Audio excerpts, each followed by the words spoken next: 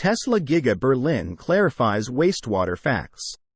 Tesla Giga Berlin's manager, Thierig, set the record straight about the factory's wastewater management.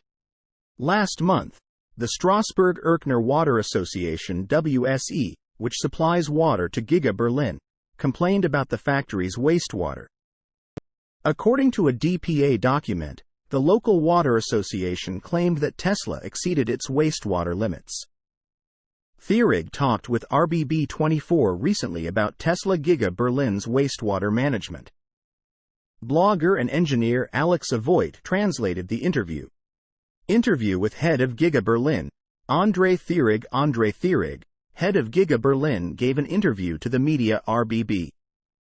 I summarize the main and important points he made in my own words. Described the day of the arson attack and what happened after. According to Thierig, WSE's wastewater complaint applied to industrial wastewater. However, Tesla recycles 100% of its industrial wastewater. WSE handles Tesla's wastewater from toilets, kitchens, and other pollutants from private homes. In other words, WSE is counting regular wastewater as Giga Berlin's industrial wastewater from production.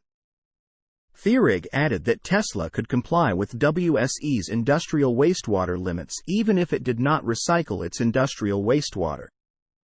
Tesla Giga Berlin's wastewater management has been an issue and the main complaint for those against the factory and its expansion.